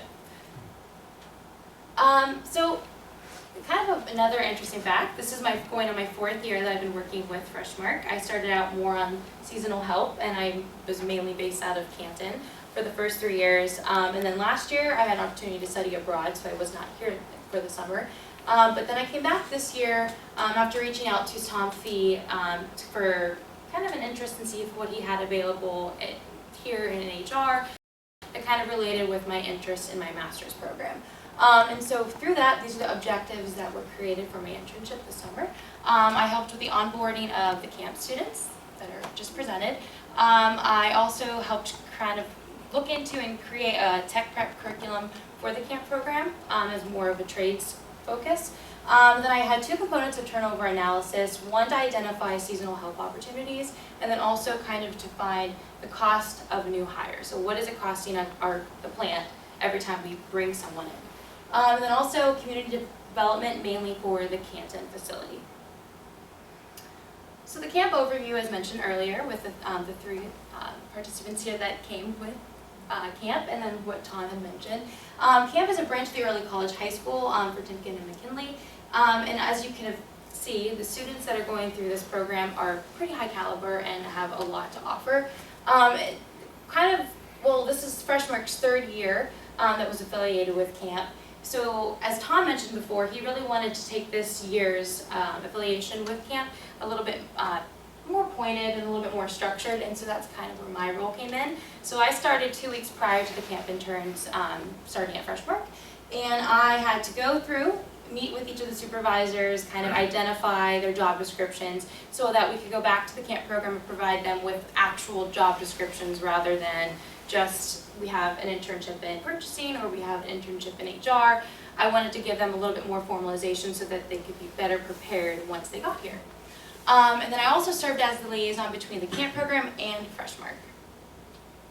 My biggest takeaway, I guess, from working with camp students is that each of the students definitely has a unique skill to offer. If it wasn't communicated enough in their presentations, I will definitely toot their horn for them that they have a tremendous amount of ability and skills to offer the company, and it put a new spin on the role of investing in the youth, and especially the ones that they offer, or the ones that were participating with Freshmark. You give them work and they will do it, and it takes just interning from that stigma of just, oh, they're just an intern, to they actually can add value to a company. And then also the impact of mentorship. I've thoroughly enjoyed my role in trying to help mediate and be the liaison between that and trying to help bring it to another level here at Freshmark. Because there's always room for improvement. We did a little debriefing yesterday about how we can better the role of the liaison between camp and Freshmark. We thought we could incorporate more scripted job tasks even further so that they have a little bit more structure even than what they got. Provide networking opportunities within the company. Alicia, we had an opportunity to talk, and I ran it by the students yesterday.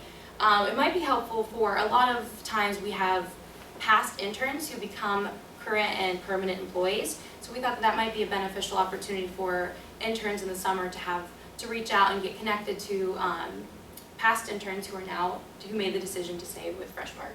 And then also professional development, which is why we did provide their copy of their resumes. I think it's a very important touch, especially if you're in a corporate environment, to be aware of professionalism. And I think something that I saw that was lacking in high school curriculum is that preparation and professional. So try to maybe hone in a little bit more on setting time aside so that everyone can get equal access to that.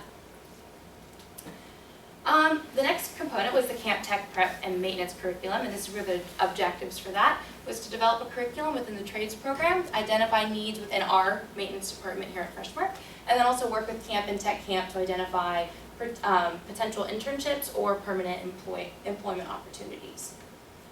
So what I ended up doing with this, and it's kind of, I think I've started a good conversation on this. It's not completed, but I've identified that at each plant we have this kind of 90-day training period. And given the culture of Freshmark being a private company, we cannot have apprenticeships. So trying to find a way that we can incorporate bringing students who maybe aren't necessarily ready for college, but are interested or have a tech prep past, how can we better utilize their skills through this 90-day training period to make them potential maintenance employees? So I had an opportunity to meet with Kevin Langmeyer, Tim Calvin, and Scott Sheasley, who are all 3 maintenance supervisors at all 3 various locations, to clarify job expectations and what they want out of a maintenance employee. So definitely the one thing that they always honed in on is don't be afraid to work. That is the #1 thing that they look for. Another component is that you don't necessarily have to have a degree. We start at a maintenance utility, maintenance tech, and then a potential supervisor position would be offered. And so I was really focusing on that maintenance utility. So if we could get students in the door, show them what we offer, we can kind of move them up and invest in them for investing in us. I also attended a big business summit that was held by Tom Venturella and the superintendent for Canton City Schools and various other employees around the area. And this really opened my eyes because through the research that I was doing and through discussions with Kevin, Tim, and Scott, I identified that Freshmark mainly uses PLCs in all of our maintenance positions and out in the lab. And that's something that's lacking in terms of bridging the gap between high school education and their tech programs and how to better prepare them for employment opportunities. I suggested them writing a grant perhaps to implement PLCs into maybe their engineering tech program. I don't know where that stands, but it potentially could be something that we could rally with other companies around the area if that's something we would want to think about. But that's kind of where it ended. It was more just an idea. Then I also had an opportunity to contact neighboring universities for potential applicants. So I just let them know of our opportunities to try to kind of put our name out there in a more a recruitment role. Seasonal help opportunities. So this was one of the components that Tom kind of prompted at the beginning for turnover, and then it turned into what I'll talk about after this. But through looking into seasonal help opportunities, I identified that there was 8 seasonal employment opportunities in the following job areas. So gift division, belly defrost, some clerical positions.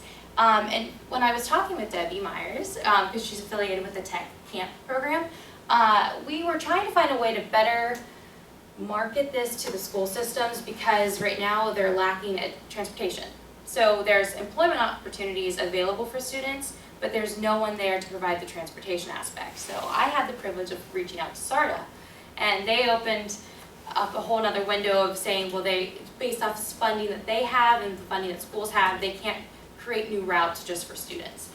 So what I put together was a spreadsheet that I shared with Debbie, and I'd be happy to share with anyone else who would like to see it, of how much we are kind of a marketing tool. So how many employment opportunities would we be offering? Well, we have 42 student interns and seasonal help, and that comes from the amount needed for gift division and belly defrost. That varies from 8 to 10, so that's where that 42 is coming from. Also, I didn't include this in the slide, but we would be giving back to students about $83,000 just in a year that we'd be investing in the youth, just from these seasonal help opportunities.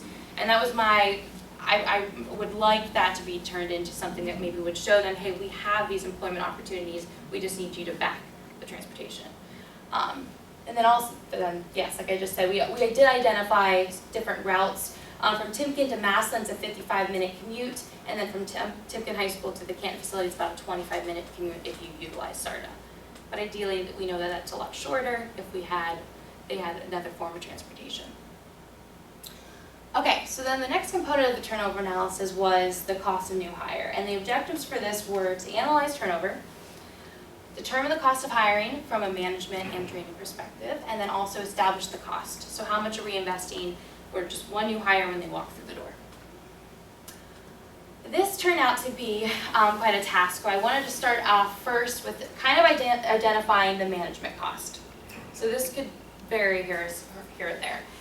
So the first steps that I kind of started out with started from like reviewing the application all the way to what PPE are we providing these employees or these new hires once they get here, and these are just management costs. And I calculated it to be about $422 that we've invested before they even get to the plant. That's how much we have. The next step I did, and thanks to Bob Good for giving me a very intensive tour of the Canton Camp Department, I would have ideally liked to have gone to each department to see how it varied, but we kind of came up with the conclusion that there's 3 different types of employees out in the plant. We have our labor positions, semi-skilled and skilled, and what I wanted to do is identify what length or how long does it take for these employees in these 3 positions to get to efficient, to be considered, okay, they're trained efficiently and they can continue to work. So we had, the labor position took about 2 to 3 days, semi-skilled was about 2 to 4 weeks, and skilled position was 6 to 8. And for each of the calculations, I just assumed the maximum, so 3, 4 weeks, and 8 weeks. And the cost is broken down by day and week. You multiply that out. If you look down here, the total cost of an investment, which includes the management cost from the previous slide, which was $422, added up with each of those totals. So just looking from a labor position, we invest roughly $632 once they are fully trained from management and training perspective. So once I got that calculated, I began to analyze actual turnover, mainly for this presentation, just the Canton facility. And the way that goes about is they have a spreadsheet that calculated all of the employees that were turned over as of last year. Which that number was 809 at the Canton facility as of last year. Well, through my analysis, I started to see trends in pay rate. So that there was significantly a lot more employees at the $875 rate, which is our new hire. So then I wanted to kind of look further into it. Okay, well, why were they deciding to leave? And then how long were they staying here before they decided to leave? So the total cost was about 70% of our turnover at Canton alone just came from that $875. If you go to the majority of turnover, there was 2 categories that stood out to me. And to me, it's no call, no show, and quit, no notice. And the reason those stood out to me is those are directly related to a personal employee, but it impacts the company because they're choosing to leave and not give us notice. So we have no control over that. So that to me kind of was a red flag. I would lump those together, but based off of HR, I'm not sure why they calculated it out by no call, no show, and quit, no notice. To me, it's pretty much the same thing. One's just a more lengthy amount of time, the other one's just immediate. But from that analysis, I wanted to go into, okay, how many were staying with just a month, and where was that coming from? And I met with John Darney and kind of ran this by him just because he's a plant manager and I had more access to him here. And he suggested looking at, well, how many are here for just orientation and does that really count as turnover?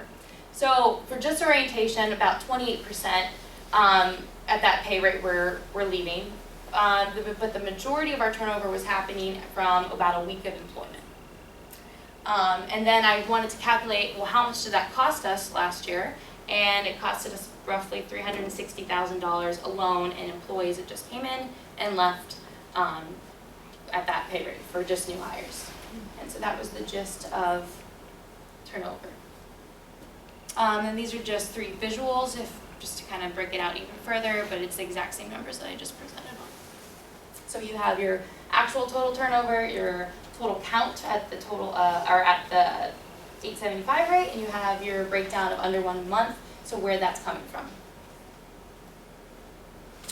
Another component that I would have liked to expand it off of, but based off of the time constraint of my internship. I was successfully able to just do Maslin exit interviews, and I began the Canton exit interviews. And I think that this does go hand in hand with the turnover that I just spoke about, because it's showing you where our employees, or why are they leaving. And I created an index, so there's personal issues, family issues, company issues, and new job. Those seem to be the most consistent trend for why employees that we did have an opportunity to ask why they were leaving. Those were the trends that I found. And I mean, roughly only Maslin from last year and this year, for whatever reason, and this might not have been all of them, which is what they were able to provide me. I only have data on 60. Canton had a significantly a lot more. I just didn't have time to get to this level. But if you look at like the company issues, I thought this would be beneficial, because a lot of the trends that were happening with that were supervision, lack of leadership. Again, it's near I mean, it could go either way from the employer or the company. But I definitely think that's something that we could look into. So if it is something that we can control from a company standpoint with turnover, we should be able to address those and know where that's coming from. The last component was community development. So my objectives for this was to establish a relationship with the City of Canton, create a better recruitment strategy to facilitate more competitive applicant pool, and initiate a potential job fair to positively promote the Freshmark company, which is why Megan created a brochure that will go into that job fair. So the community development, I met with those three individuals, Rafael, Alcaranza, and then Panine, who is the recruiter manager at Canton, to start establishing a relationship to see what they could do for us and what we could do for them in terms of kind of increasing our name in a more positive light in the City of Canton. And then one thing I started to do that's not currently tracked in HR is I went back through all of the Hispanic employee files, so 233 of them, and found their address, and I started to track where they were actually located.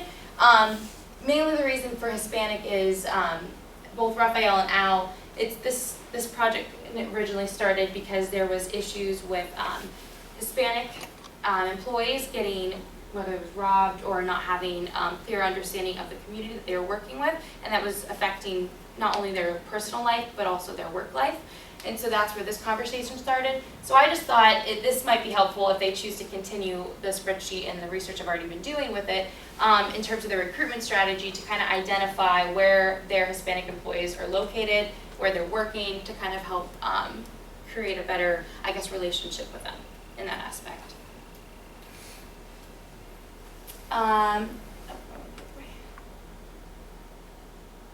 And the outcome that we're able to establish on September 13th, we are going to be partnering with the Latino Business League to host a job and health fair. And then I have kind of done most of the legwork for it, and Kanine has been a tremendous help. She's attended a lot of the meetings with Al. But Mike Lukowski and Kanine will be present there, and we're going to provide the benefits packet brochure, copies of applications, and then I reached out to Jordan Miller and Kristen Clemmer to get kind of some marketing tools that we could also use to promote at the job fair. Summary. So the biggest things that I kind of took away from this, I use every experience, good or bad, as an opportunity to further your own personal development. Even though I've been with Freshmark this is my 4th year, every time I've come back, it's been a different experience and a different challenge.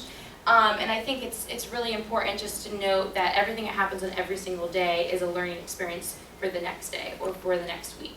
Also, you don't know what you don't know. I think that's communicated, as the interns have said this before. We all think we know what we want to do, but you only know what you know right now. So use every experience as an opportunity to challenge yourself and learn something new. Also, this is just a fun fact because of Bob Good. Sugar Hill Ham has more time, money, energy, everything invested in it than I do right now in my 22 years of living. The way that Bob Good explained that. It made sense for Bobby? It made sense for Bobby. Leave it on that. Learn from those around you, be open-minded, determined, and constantly challenge yourself to think outside the box. All of the interns, and including myself, I think, and that's something that's encouraged here at Freshmark. It's been a great pilot for me to constantly not push the envelope, but I've never been shot down for an idea that I've had, or been shot down when I've asked a question or reached out. And I've found also that the more time you spend in the plant, you definitely do get a better understanding for what the company and appreciation for what the company does. And that's it. Any questions? Tom and your dad and I had lunch today talking about that very thing, turnover, wage rates, how do we manage new employees? We can do a lot better job of that, so this kind of reinforces talk we just had at noon. For information, the starting rate is $8.75, but people move up at 50 cents every 6 months. The base labor, what is 13? What is it? It's actually, yeah, right around that. $13 an hour. So, but we lose people early on. So how do we use the wage rates and then skilled wage rates over and above that, but more to manage people properly? And that's very interesting. It's good work. Yeah, I mean, that's definitely what I noticed too, is that, because the turnover, it wasn't significant. Once you got past, or the pay rates started to increase, or they were past their probation period, I mean, it didn't even make a dent. So I think that it is telling. Tom, you have any comment?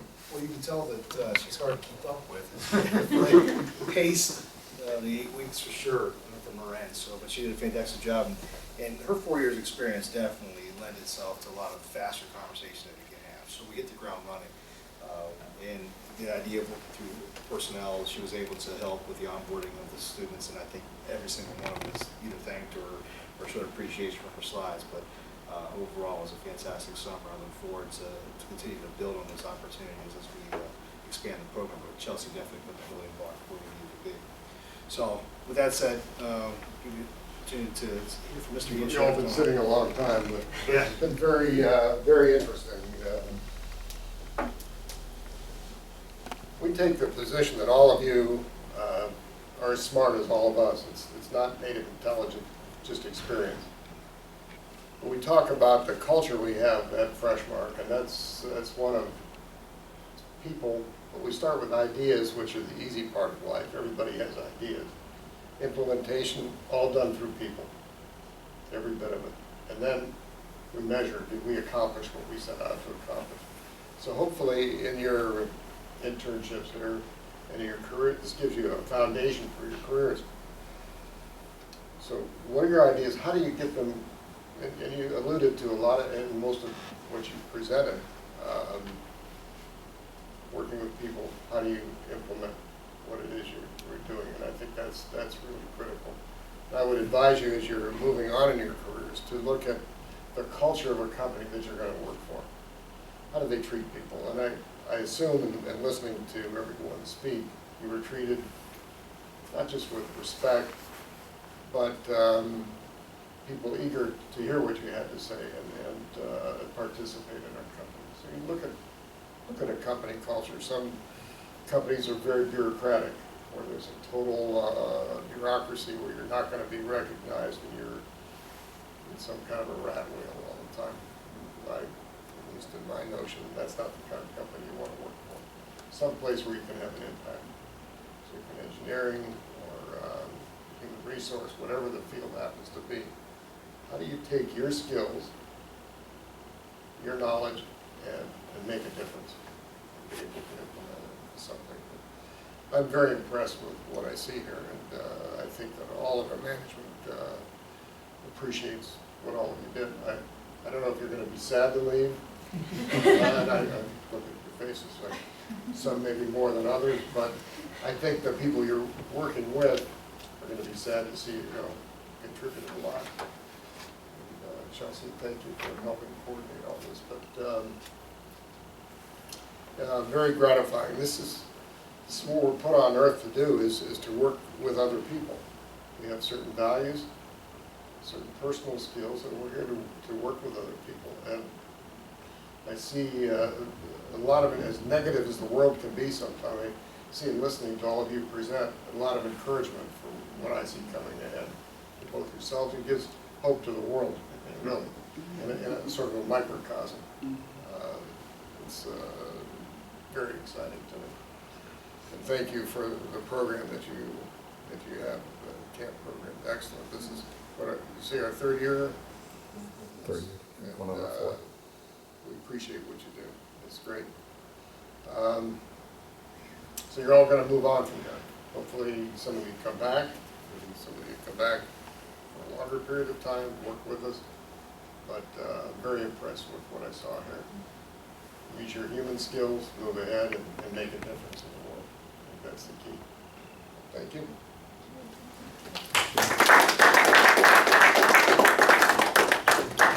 Okay, I appreciate everybody's patience through the session, but I thought did very, very good and very, very well, and look forward to future opportunities to repeat. So I'm going to push cookies and pop one more time, so please help yourselves. Thank you, everybody. Yeah.